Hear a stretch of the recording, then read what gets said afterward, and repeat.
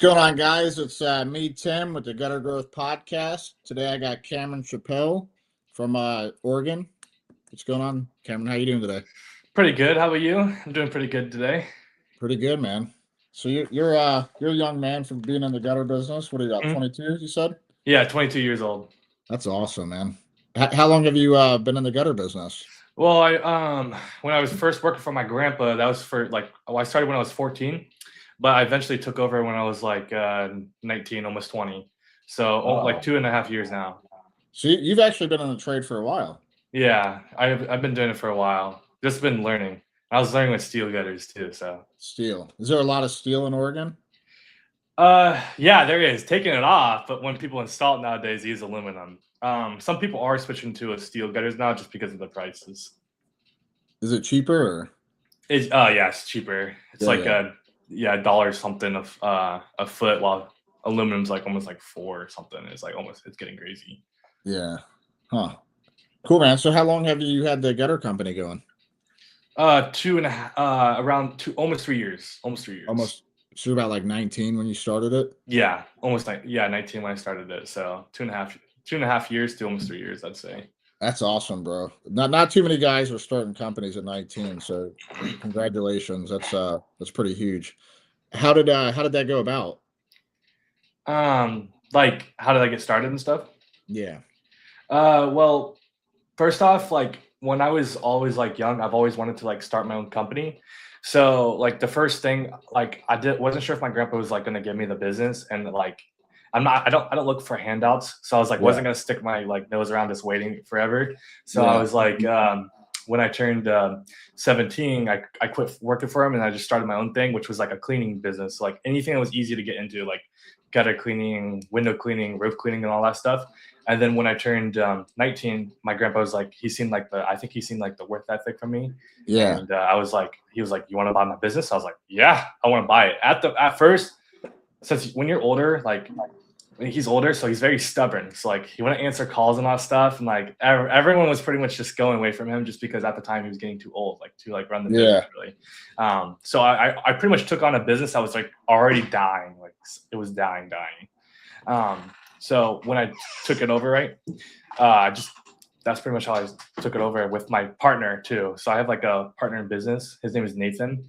Okay. But we went to high school together, and he also was learning with my grandpa because I realized if I'm gonna do two things at once to make my life easier, I need someone who I can do this with, someone who Okay. can like be doing the jobs for me first while I can get the business and talk to people. Okay. So do you do installs or are you completely off the installs? Completely off That's awesome, man. everything. So I do some estimates there and then, but not really, because we need to hire another estimator. But now I'm just completely like off the business. I'm just focusing on networking and stuff like that because a lot of people, when they network with other people, they want to talk to the owner. Right. Okay. So you're handling most of the sales and just running the business end of it. Yeah, Um, just mostly just business side. Like we have finance team. We have pretty much everything settled out. So where are you at with the company right now? Like as far as size wise goes? size wise, we're up looking around almost 10 people, I'd say so Oh, you far. got 10 people, huh? Yeah, 10 No people. doubt, man. How many crews are you running? Four crews currently. Man, that's incredible. Yeah, and then like we have two people though that are from overseas working for us too that are doing like all of our social media stuff, like because it's cheaper. So it's Like like video virtual marketing. assistant. Yeah, virtual assistant. So Cool, man. So when you started at 14, that's the age that I started. Were you working like weekends or? yeah, I was working weekends, and then when I was off school, I was working. I mean, when trying to carry a gutter when you're young, especially when it was steel, it was different. It was definitely different, especially when you're up that 2-story ladder and it starts shaking. So, Yeah. well, ladder ain't shaking, you're shaking, but So what was the company like when you took it over? You said it was dying. It doesn't sound like it's dying now. no, yeah. When I took it over, like, it's just like I was barely getting any calls. Like our Google page had like 2 stars on it, and it only had like 5 reviews, and it was just like it was really bad. Because it was also like it was when I was taking it over, I was also like another family member wanted the business, and they got really upset that they couldn't buy it because they were offered first to buy it, and but they couldn't buy it. So they kind of like made the they basically went on Yelp and all that stuff, just kind of like ruined the reputation of the business a little bit. Oh man. But yeah, it was pretty bad at first. But then I also wasn't really getting that many calls because contractors don't want to wait. They don't want to wait months for my grandpa to like pick up the call because he was done with business, because his one employee went back to Mexico and stuff like that to go on a Yeah. and so he was just kind of retiring from there. So when I'd maybe get like a call a week, but that's nothing to like pay anything. So I decided to like get started with everything. So like Google, Facebook, you name it. So you more or less kind of just bought the equipment and the name? Yeah, pretty Yeah. much. And I like the name too, so it was nice. How long was the company around? How long did your grandpa have it going? 30 years, I think. Oh wow. Yeah, it's pretty old. Yeah. So he's an OG. He's a definite OG. He started working for his cousin, because his cousin actually owned a business too, got a business too. He had like 10 crews going, but he eventually sold that business, and now he just has a bunch of other businesses. So. And so did he do all seamless, or was it, I know you said it was steel, it was all seamless steel? Or? Yeah, all seamless steel, hand cut miters, and hand cut steel miters are way different. It's definitely yeah. I hurt your hand by the end of the day. Yeah, especially when you get those jobs with like 20 plus miters, you just like yeah, I remember those days, man. So that's pretty incredible, man. You took it over. You're about what, 3 years in now, and you got 4 crews rolling solid, and you're hitting 7 figures. That's amazing. What was like the path to get there? How did you do it? Oh, I feel like a lot of people think of this like it can just be some regular 9 to 5, but if you want to get there as fast as you can, it ain't no 9 to 5. You got to be on it. Like you can't just be thinking, oh, I can get my weekends off. Yeah, it's nice to have like a relaxation every once in a while, but you're never gonna get like to where you want if you're just gonna think of it as a 9 to 5. Like I was just on it. I worked weekends. I was answering calls when no one would, because a lot of businesses are closing the weekends. I wasn't. But now I have someone who does that for me, because I don't want to do it my whole life working. So it's just about doing it now so I can have a better life later. So I think a lot of people don't understand that. Like they think it could just get to where where they want it automatically. But like I remember the first 2-3 years I was just grinding, bro. Like every night every night was dark. I wasn't missing a phone call on Sunday, like. Because I didn't know if I was going to get another chance to get a phone call that week, Yeah, and it's not like I could have like $40,000 laying around just like to get everything. I pretty much started from nothing. When I was 14, I was saving my money up. I bought the business for $40,000 when I was 19, but that's also from me saving up from working at like Subway and a bunch of other things. Like I was saving my money up. By the time I had $40,000 saved up from 14 to 19. Because that's awesome. I've never like been drunk or anything like that. I don't smoke weed or anything. None of that stuff. So I wouldn't party. I would just work, and because again, I want my life to be better for my future. So I know that I need to be on the grind, be grinding. So the gutter industry is booming. Investments are flooding into the space. Companies are consolidating. Operations are scaling like never before. And tech is redefining the experience and resetting expectations for the home service industry. But the gutter business has never been treated like the powerhouse industry it actually is. Until now.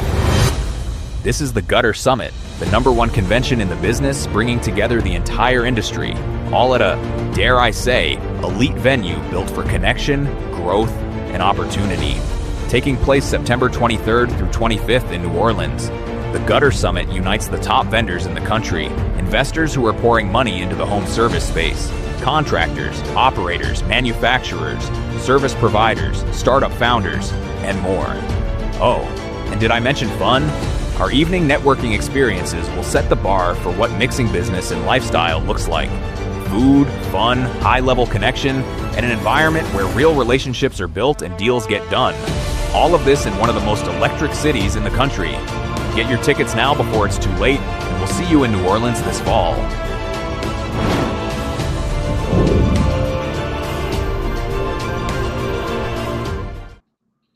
That's cool, man. You got any kids or no? No kids. I have a fiance though. Yeah. Okay. No, I remember I worked for my grandpa too. That's who I was working for when I was 14. I was in the same boat. I didn't know whether I was going to take it over or not. It was a restaurant. I ended up not taking it over, but I think just starting young, um, like that and that work ethic, like that's like the most important thing. You have to have work ethic to have a successful business, and I think it's a piece that a lot of people are missing. Um, so no, I think you hit the nail on the head. Like especially in those beginning years, you got to grind. Mm-hmm. Yeah, there are some days I don't have motivation to even do it. I just do it because I need to do it and because I Yeah, want to do it. yeah. So So did you have one setup when you started? yeah, I had like it was like not like a box truck or anything like that. It was one of the indoors, not like outside trailers, like flatbed little Yeah, truck. yeah. So like it was everything was getting rusted, like our tools. It was so annoying because like when you first hire guys, like they're never gonna have the same work ethic as you because you own the business. So only you are gonna care as much as your business as they won't care as much as you do. So like tools are getting rusted, and that's when I was like, I need a box truck because this thing is. And also, fun fact, also we were driving down the road and it actually burnt down one time, so it was caught up in flames and all that stuff. I had that happen before. You had that happen before? It was. I've never had it happen though. It's just like scary because all of a sudden we're in the truck, just we see some fire. We're just like, what's going on? And then yeah, next thing you know, we're out of the truck and it's all fires is going down the hill. We're just like, well, that's like $20-something thousand out of our business. So, Did it burn down? Yeah, it completely burnt down. It was terrible. Do you have insurance on it? I hope. We had only because it wasn't that much of like we only had it was my fault. I only put I didn't put like full coverage on it. I only put like regular coverage on it. So I took that. I ate that out of my own pocket. So A lot of people don't know that you could insure those machines. I always insure it. Like Progressive does it. You just have to have it bolted down. But if you bolt it down, you could add it to your insurance, and it's like it costs like nothing to add. Like, I don't know if it even affected it $10 a month. Oh, I didn't even know that. Yeah. Huh. So you want to insure all your machines. Just I would call it Progressive. Tell them, I got 4 box trucks. Well, they already know whoever you're using, but they just want it bolted down. If it's bolted down, then they'll insure it. Yes. Okay, that's good. Yeah, because an accident could happen. But no, we were traveling. I was storm chasing at the time. This was probably like 15 years ago. I think we were heading from, Missouri, and we were heading over to Dallas. And it was on the ride there. Pretty much burnt down on the side of the road. Do you still own your business, or do you just like mostly just work around and help people? So I own part of Mother's Gutters with Grant, but I sold the company that I built and was pretty successful about 3.5 years ago or so. So. Oh yeah, I've seen Mother Gutters around. So yeah. I was running like 5 trucks. It was like a 10-year-old business. It was a pretty decent business, but I was big into like the half round and copper gutter, and like I had a ton of profiles. I had pretty much all the profiles mostly. 6-inch half round, 8-inch. I did the Euro box, standard box, D-style box, slanted face, and then we had K style, 6, 7, and 8-inch. So I did like a lot of chop and drops for other companies, but it got me into better markets to where they're just better margins on those type of jobs. Yeah, right now we have a 5K size 6K combo machine and then a facial truck going, but we mostly just try to sell 6K just because it's like 90% of everything and it's easier to sell. Is there any half round up there? Or is it pretty much mostly? It's not really half round. It's mostly just fascia gutter. It's because most of the times a lot of these homes they don't really have like fascia board or flashing, so they have like the fascia with the lip on it, so they're going under it. Acting has its own flashing. So it's mostly those gutters around. Yeah, the back people still install them, huh? You have the back flange on it. That's what you mean? A lot of the gutters that people install have the flap on it, so to act out its own flashing, because a lot of the roofing places don't have flashing on it. Like a lot of the older homes don't have flashing on their homes. So does it have like the shingles that like overhang like 2 inches? Yep. You just kind of slide them underneath. Yeah. Yep. But most of the time we install 6K, get some flashing on there. Sometimes we do fascia wrap, install some fascia wrap as well if people want fascia board, stuff like that. But a lot of these jobs, they don't have fascia board here, so I think it might be different. A lot of states have fascia board all around their homes, most homes do. Yeah. But in Oregon, it's mostly just graft tails, and it's terrible. It's interesting because I've worked in like, I don't know, probably like 8 or 9 different states, and like every state is different.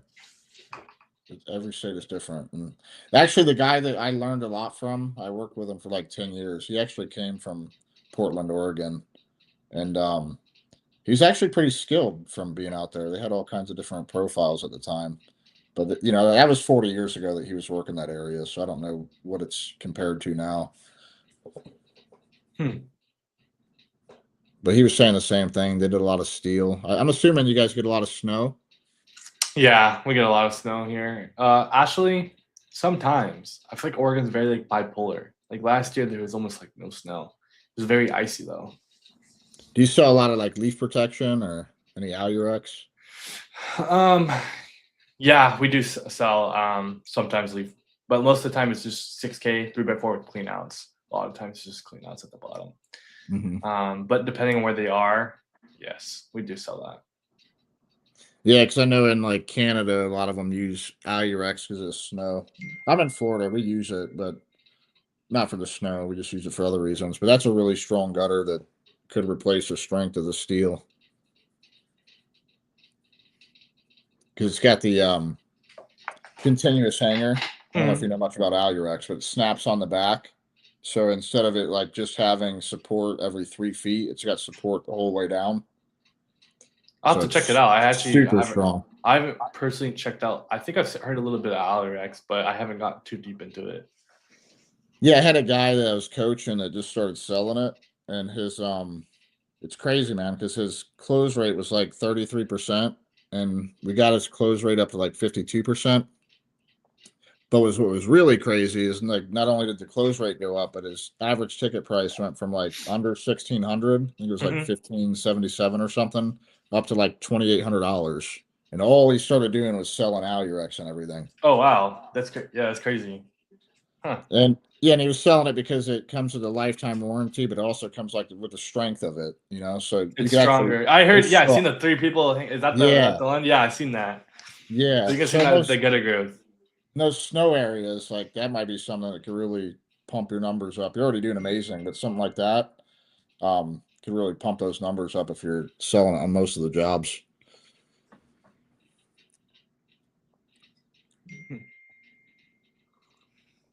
So what type of, do you guys get a lot of clean outs, or do you do like maintenance stuff, or is it mostly just all installs? Or clean outs and maintenance. Although I do like selling gutter guards because of the fact it's easier to sell one product with a big chunk of change than a maintenance program, which you only get paid a certain amount per year. But maintenance programs are really great to have because it gives you recurring income. But in personal preference, I'd rather sell just a nice gutter guard and just not have to keep selling maintenance. Do you have a lot of maintenance packages or like reoccurring? Yeah, recurring. Yeah, I got like over 50 people on it. I feel like people should sell that more. A lot of people don't sell the gutter guards, but you should try to both of them at least, because some people are like, oh, they'd rather pay that short-term thing, or in some people you can convince them to do the long-term thing. But at least you're getting recurring income from it. So wherever you're doing a Google ad or something like that, if you get them next year, it probably pays for the Google ad. So so at least you're getting recurring. I even like maintenance packages if you sell them leaf guard, because when I'm selling leaf protection, I'm not selling it as like that you never have to maintenance it, because that's what I tell them too. It's not maintenance free.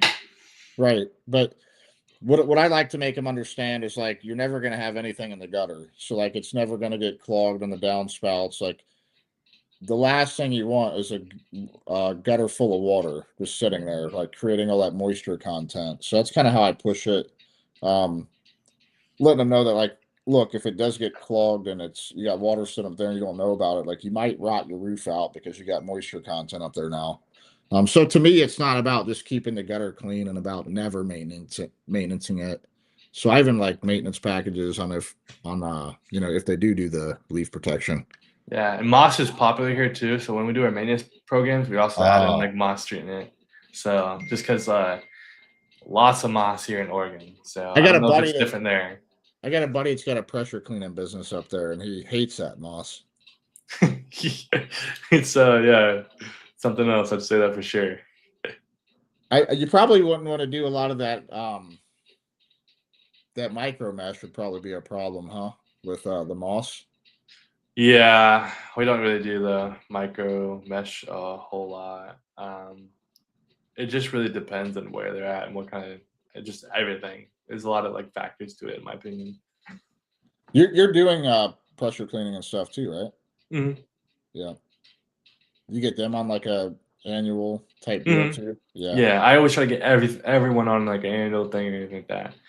I even offer like longer warranties if they do like and stuff like that. It just depends what kind of service they get too. So just because again, I'm trying to build recurring income, that also benefits me. That's why I have multiple crews cleaning too, because I want like I want to get it on too. So eventually we'll get our 5th crew soon. So for installs though this time.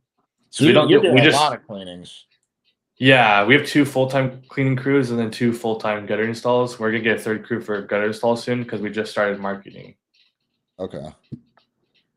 What do you do for marketing? Are you pretty much doing everything, or do you do a lot of Google or Google LSA and Facebook? Facebook for the cleanings, Google LSA for the for both cleanings and installs. Interesting. So you finding just it works better with the cleanings and the installs on Meta, or? No, so cleanings I only use for Facebook. I haven't tried. I will try it because you'd never know because it could be good in my industry. But because I like to try everything, even if I lose a little bit of money, it's not a big deal. Yeah. But right now for Facebook, I use just for cleanings, like advertising for cleanings. For Google LSA, I use for installs and cleanings. Okay. Why just cleanings on Facebook? I haven't started Google. I haven't started the installs yet. I'll try it soon. It's just I just haven't got started yet because I'm just new to it. I get you. You're just targeting it for that right now. I don't know if you had some other reason. Yeah, no, I will get into marketing because marketing is beneficial to your company. You should always be spending. I heard at least, I think it's like 10% or something like that, 10 to 20% of your profit on marketing to get even more business. And I would say grow more.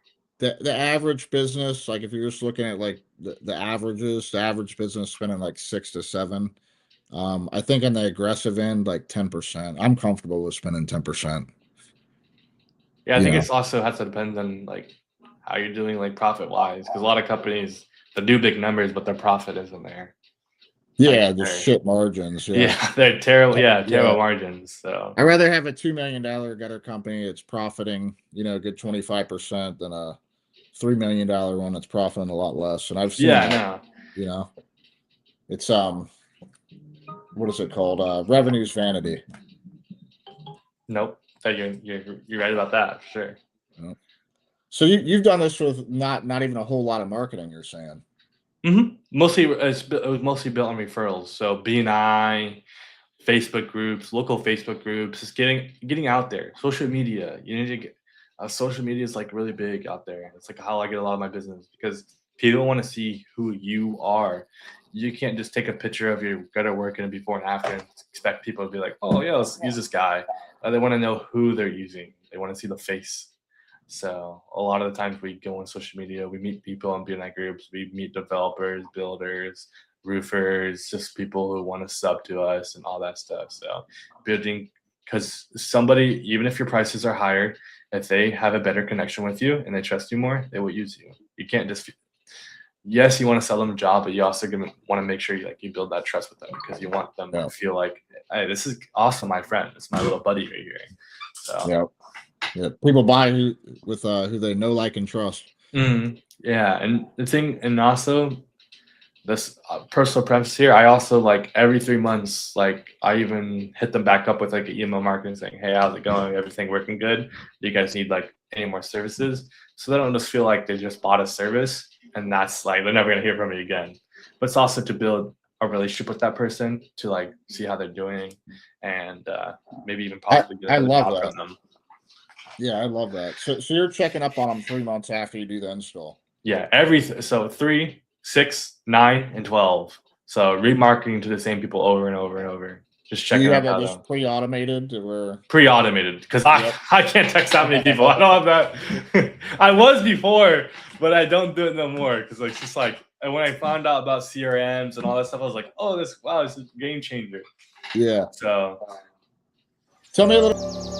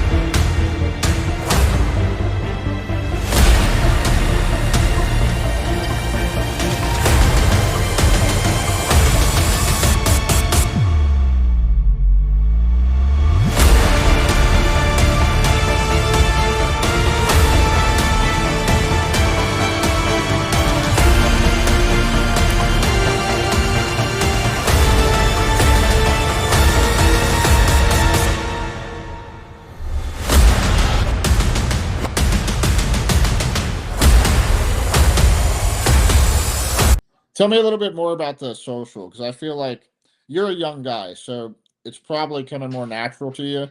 But I feel like a lot of guys just really are not understanding the importance of social, or they're afraid to get in the camera and talk. What advice do you have for those guys? honestly, my advice is just go do it. The thing is, like, even if you like, you can't just be like scared or camera shy. If you mess up, people find it funny. Like it doesn't matter. Like if you like you're stuttering your words, people just find it funny. But it's engaging content with your videos.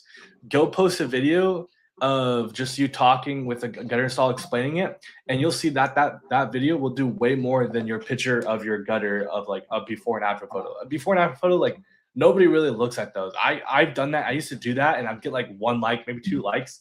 But I post a reel or something like that to get a couple thousand views, maybe a couple likes. And like if you do something, you also need to make sure it's engaging too. Like you can't just like it's better to start with something though, and later on get into something that's more engaging. So just get out there and do it. But when you start doing it more, I suggest doing something that's more engaging, making something that's funny, doing something that's funny, like anything that's more engaging, that's going to bring the audience attentions. Because if all you do is just talk about like regular gun installs, which is fine, but if you do something that's engaging, it'll stick to their eye. Like, oh wow, this is oh, they got my attention now. So there's something I do a lot of funny content just because it brings people's attention a lot.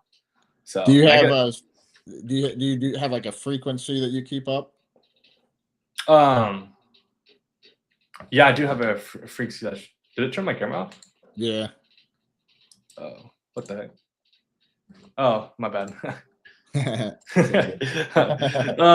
So what was the question again? Do you have like a certain frequency you keep up? Like are you posting daily, 3 times a week, or is there any methods of the madness? It depends where I'm posting to. If I'm posting to my like local groups, do not annoy people, because if they see you every day, they're gonna be like, oh my gosh, dude, get this guy out of here. We messed up on that because we've gotten our only bad review on Google is literally someone saying, these guys post way too much to my local Facebook groups, which they're just being like, they're just one of those people. But if it's I post depending if it's local Facebook posts, like I'll post like twice a week for them.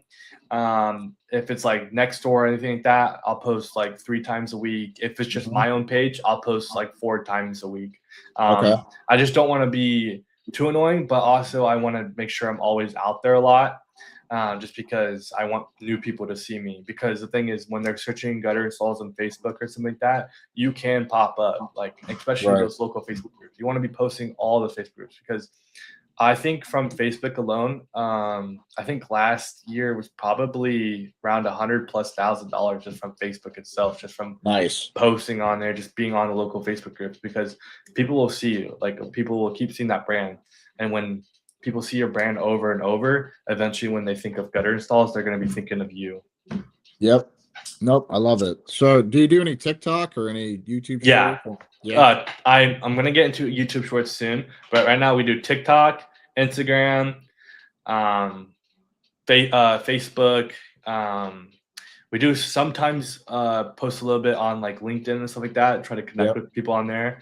Nextdoor, just all over all the social groups that people are on, because like Nextdoor, they're local communities. Obviously, I don't do the posting no more. I just make the content and just give it to my guy to go send out there. But you will be starting off with yours. But if you wanna, you need to get out there with social media. It's free. It's free. I mean, you might not get the best like money right away, but you keep doing it because you want people to keep thinking of your brand, because you want to build a trustable company, because that's how we build ours and thrills.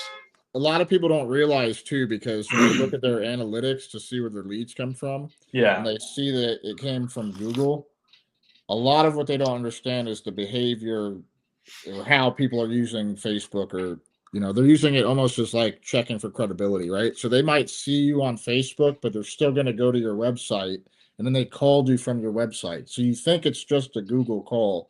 That may not necessarily be true. Yep. No, facts. And I also suggest too, like, when you are doing customers, like we gave all the guys, we also have an automation for reviewing, but like automatic reviewing too, we get that done too. And we also give the guys Google cards. And we give them like just a little bonus for getting a Google review, because if you get more, that money will give you back a lot. If it's like $15 per review if a guy gets a review with a Google card, because it tracks him with the Google card.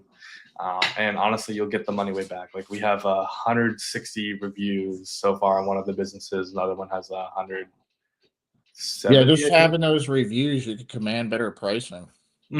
Exactly, because people are like, "Oh, this is a reputable company." If you have like 5 reviews, they look you up and they're like, "Oh, this guy's kind of maybe new." So no social proof. Yeah, exactly. Because you might look like a good person, they like your brand, but there are some people are like, I need to see like who this guy is on Google or whatever. They want to look you up. A lot of people do research people, especially if they're going to be spending thousands of dollars with this person. You want to show them why they should. So yeah, so I wasn't doing YouTube either, and I'm starting to do that this year, because I just think it's, first off, Google owns it, right?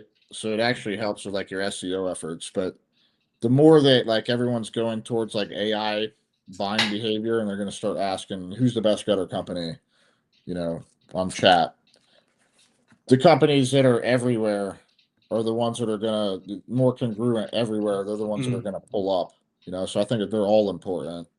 But I would say probably 9 out of 10 gutter companies are not paying attention to social media like they should. No, 100%. And you want to make sure it's even AI operated now. I think it's called like, I don't remember what it's called, but like a lot of times with like, since we're all like on Google, social media, everything like that, you want to make sure you're popping up there. Like, we even got a job from someone searching up on ChatGPT. Someone searched up gutter company near me on ChatGPT, and I even got a job from that. And I was like, oh, that's crazy. Even on Reddit, like we even have posts that we make. Are you on Reddit?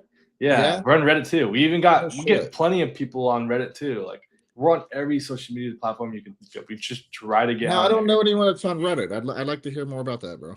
Yeah, no, that's the thing. You don't think of it because it's just like, it's not like everyone's staying and be like, oh, it's on Reddit, because a lot of people think, oh, it's just like some gaming community, just people like going around just trying to say some stuff. But those are people, that's a whole community that you can still like get to. Those are people that are like that, who trust that platform. They trust Reddit people. And so when you're posting on Reddit, they're thinking, oh, this guy also uses Reddit. Like they literally said to me, yeah, I literally had like a couple customers who've already like previous year, they've asked me like, oh yeah, we only used you because you were from Reddit, and like we seen your post on Reddit, and someone referred you on Reddit too. And people don't, hear much about that, but I think people should be on Reddit. Don't just think it's some just like random just thing. Yeah. It's great to get referrals. You want to be everywhere because people see that. There's Now, local communities on Reddit too. So is that paid ads, or are you just posting in communities? Posting.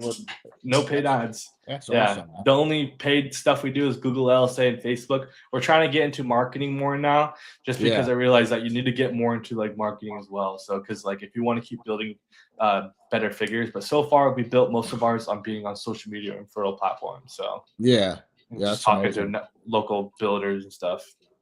I'm a big believer in paid ads with this, but you know, I think that you should build what you can organically, but there comes to a point to where that's only going to do so much, and it just makes sense to buy them as long as you know the cost of everything and you're profiting. No, 100%. You want to make sure you have good margins. Definitely. Where are you going to be dabbling in first, Google or? We're focused more on Google. We're probably gonna start doing PPC, like paid ads. I think it's PPC. I don't remember. Yeah. Or PPE or something. Yeah, pay per click. We're gonna start doing Google Ads soon, just because I've heard that's pretty good. It is. I heard it's pretty costly, but the thing is, we can afford it. We should be affording it. Just because in our business check-in, we have about like 100. That's not my money. It's just for what we spend in the business. I have way more money on my own personal thing. But we have $130,000 right now that's sitting on our business check-in, and we realize that like, hey, our margins are really good if we're paying ourselves pretty good, and we also have a lot of like money in the business. So we realize, hey, we should probably be spending this money on more marketing because we barely even spend money on marketing in the first place. What type of close rate do you have? Like closing jobs. Depends on the person. Like me, when I was doing estimates, I have like a 70%. I'm not like the cheapest, but like I feel like I can take my age for advantage. Some people are like, your age is something, but you take advantage of every opportunity you can get. Like it probably works both ways for you. You probably get, I remember these days, bro, because I look young as it is. So it felt like people thought I was young forever. But no, it's like either they want to give the young guy the work because it's like, oh, this is awesome. I got to give this young guy the work. He's a hard work. You know, they resonate with it.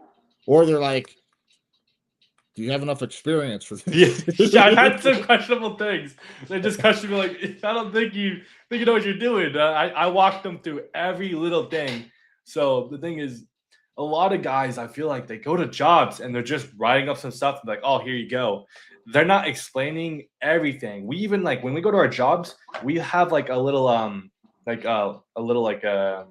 display like of showing the 5K gutter, what it looks like installed and everything like that in person. And a lot of my jobs I go to, they don't do it. Gutter companies don't do it for some reason. They don't show it. They just explain it. And then like that's the thing is like I'll joke about it with the customer too. I'll be like, oh, I guess you might get a surprise on what you're getting. You know, I just joke around with them. And they're like, I don't want no surprises though. And then they just end up picking us. It's just like, I feel like with a lot of customers, like I'll be what they want me to be. Like, because the thing is, I feel like you want them to like a lot of people, like you want to know what they're like. I feel like customers want to know like what am I getting from this like person, like from this gutter, like what's the benefit for me for the future. They want to know what it's going to do for them. So I feel like a lot of customers like want to know like what's going to do for me. So I explain literally everything like that. So from like I'm not gonna have issues with this guy. I explain the warranties, I explain everything. Like your contracts need to be good. Like before, I wasn't putting my warranties or anything like that in my description or anything like that. And like I've had some people be like, oh, I only picked up, because I always ask too. When a customer does not pick me, I always ask, why did you not pick me? Because the thing is, you never know. That could be a good learning point. And like, why aren't they picking me? Was it my price? Was it something? And a lot of the times, it wasn't because of the price. It was because of the contracts, or this guy explained something different. This something I can learn off of. Because the thing is, I want to learn. Just because anyone's doing big numbers doesn't mean they can't learn another thing. You can always learn something more. And I still, to this day, always ask. If I ever do an estimate, I don't really do them much now. Always ask like, why didn't you choose us? Like, I just always ask and follow up with them. Following up is great because they want to see that, hey, like this guy actually wants this. Like he's actually like he actually seems like he's following up with me. He's making sure we're good. Ask questions because sometimes they have a lot of questions. The customers, there are some picky customers that like want to like, oh, this. Yeah. You will get those customers, but I feel like I always follow up with your customers. Like we follow up the following day with questions, and if it's depending on what they say, we might even follow up the next day or like a couple days later. And we also have automations like after a couple days, if they're not like answering, we even have automations that are following up with them like after 7 days, just because I don't want to follow up like myself like 5 times a day, because it's like it's a lot for me, and it's just like is it phone follow-ups that you're doing? Yeah, phone follow-ups. The first 2 times are gonna be like if I was doing it, I have someone else who does it now. I have a couple customers. But if I was doing it, I would follow. What we do now is I would follow up the first 2 times. After that, it's all automated, just because you want to keep automating them. But I also don't have the time to be automating every customer after twice, because the thing is, I'm also going to be doing a next estimate. But I always be following up. That's how I got my close rate to 70%. My partner though, he's still learning though, but he's getting there. Do you do most of the sales yourself, or? No, I don't do any of the sales really anymore. It's mostly I'm just off the field, just building networking and seeing what I can do better for my business. Because if all I do is estimates and stuff, then it's just like, yeah, I might be better than like the estimator at doing my estimates, just because I know every little detail. But they will eventually, in my opinion, they'll eventually get there, and then eventually probably be better than me, because that's what they're focused at. But I can do something better, like focusing on building like better softwares, things they're doing. So right now we're building, we're getting into our CRM where we're getting add-ons too for it, where when because we want it automated, we're on our system. So you paused on me.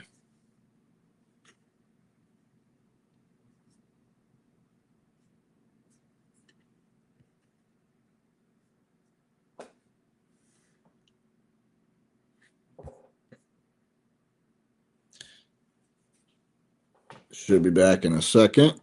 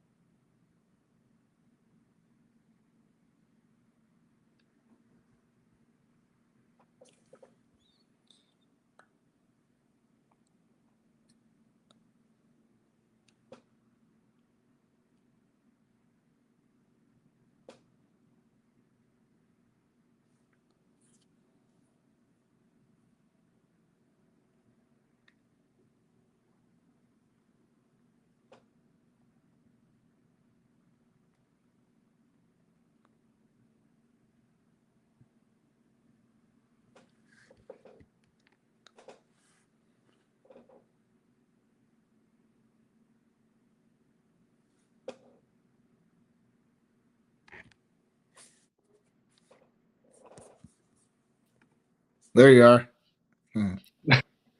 Sorry, my puppy went through my cables when I was talking. What was I talking about again?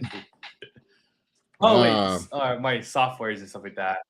Yes, I'll cut that section out. Yeah, so that's good. To explain my software a little bit, the thing is, I always want to like do what can I do more to like get customers, make more money, and sell more.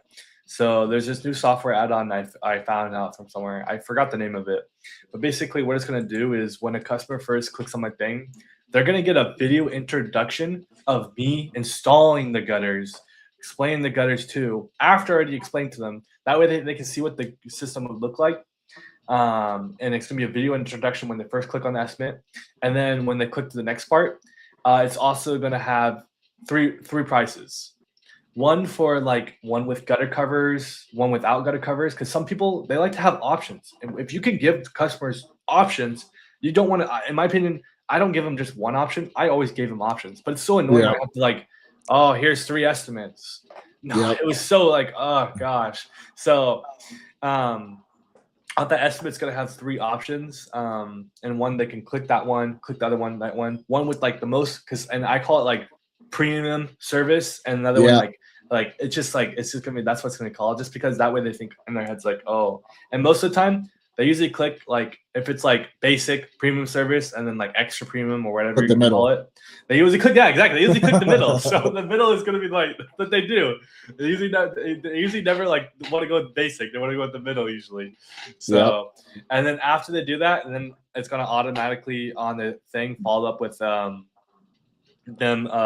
with maintenance coming back every time, so I don't have to physically be like, hey, you guys want a maintenance program? That way they can click it, because we also on our automations, we also automate them afterwards saying, hey, would you like to follow up with this? But if they can do it right on the estimate, that gives them every option there, and then you look like that guy that's like, oh, it's just straightforward with this guy, I don't have to go back and forth with the other customer being like, oh, do I need to do this or do this? And we also have an automation booking schedule too, so like depending on what the job's worth, it'll automatically book them on a day. Like, so like, no shit. Yeah. So it's really cool. If it's like over $3,000, it's going to need 2, like, well, actually depending on the job, it's like, because it's not like, it won't ever be as accurate as me knowing what the job will look like. So depending on the job, it'll be booked for 1 day or 2 days. But it's helped me save so much time rebooking people. And then also on our website, we're building a thing where they can see prices automatically. And so like they'll get a range and it just gives them a foot price. That way they know what they look like. And then that way they'll know. It's like pre-qualifying? Pre-qualifying. That way I don't get wasted with people that like just want to like look for like very cheap. Because there are some customers that are like, they're trying to get the cheapest out there and all that stuff. So it's nice to get like already pre-qualified leads. And I make that higher. I make it higher than what I'm really usually charging, because that way they get in their heads like, oh wow, like, and then it comes down and like, oh, like, great deal. Well, I should, this is a great deal. You like, just like you get them like price, that's how you get them. Yeah, exactly. It's what you do. It's what I do all the time.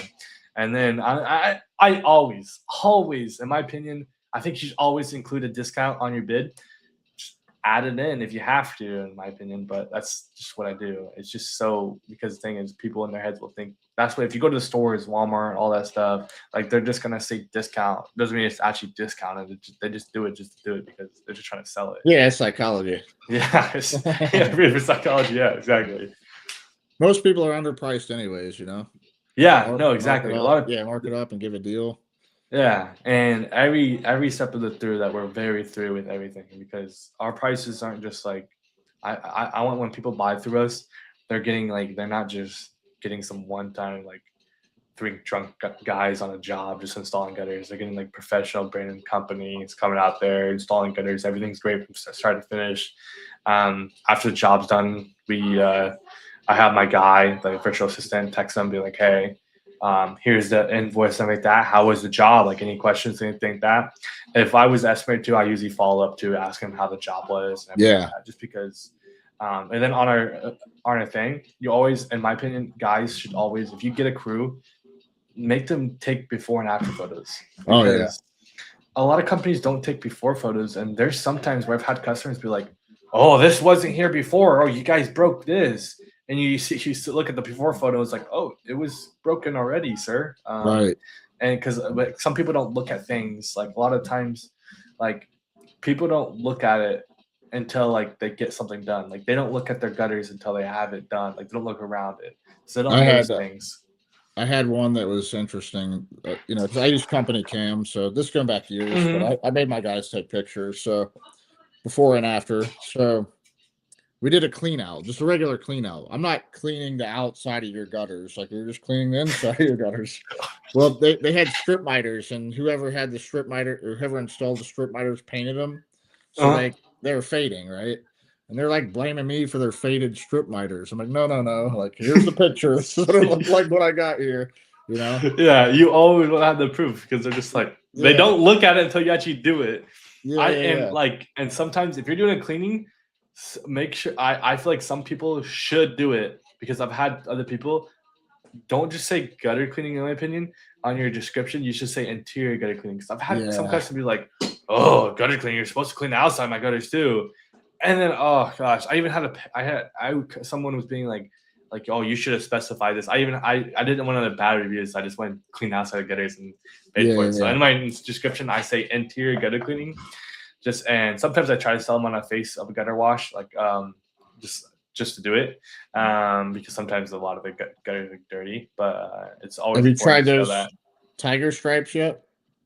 Oh yeah, you have to like gutter butter, I think it was. Or something like that. There's a thing to get out of it. There's a new one that Michael Wood just came out with. They're a pain now. Called Tiger Stripes. It's a new product, but it's a wipe. And is it good? It's pretty good. Yeah.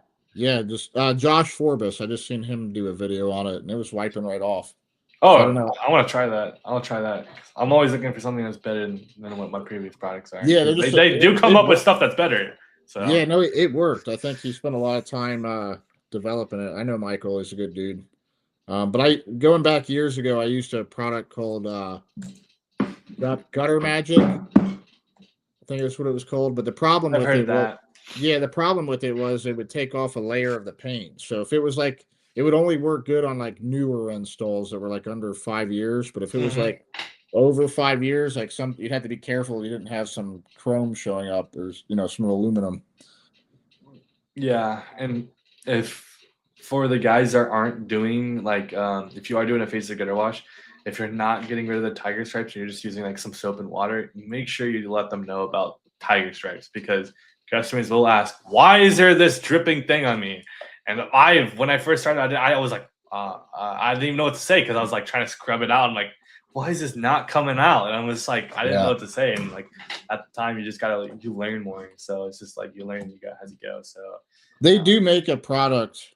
I've never heard anyone use it, but they do make a product that goes like on the lip that prevents that from happening. Because what all that tiger stripe is, it's like whatever rainwater hits the top of the gutter. It's not from it not functioning. That's for sure. No.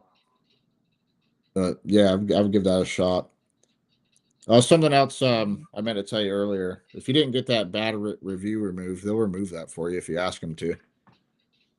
Like if, yeah, what were you telling me? Something about some? Yeah, I had a bad review only about like only bad review was just about me posting too much. Yeah, wasn't about my work. Like I've never used this guy, but he just posts too much, and all of his reviews are probably from people he knows. I had a guy give me a bad review for putting out yard signs last year, but I got it removed. So I would hit up Google because if they're not in your CRM, you could send them a picture of your CRM, like type in that customer or whoever that person's name is or that email that gave you the bad review. And when they see they're not in your CRM and you send them a snapshot of that, they'll remove it because it's not a customer.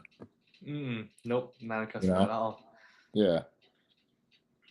Cool, man. Well, I appreciate you coming on here, man. No, always. Had a good time. So is there any like words of wisdom, any last gold nugget you want to give these guys before we get off here? Yeah. Honestly, just start. The best, it might have been a couple years ago, might have been the best time to start, but the best time to start is now. Your second best time is now. So if you want to actually succeed, you need to start now. And that goes for the content too, guys. Get going on the content. Yeah, always. Yeah, man. No, it's so true though. Just action. I was telling someone earlier, it's just you got to take imperfect action because like if you don't take action, you got nothing to look at and measure. Like if you take action and something didn't go right, like you could analyze it, see what it is, make the changes, and just keep making action. Nope, 100%. Good deal, bro. Appreciate you coming on, and everyone have a good day.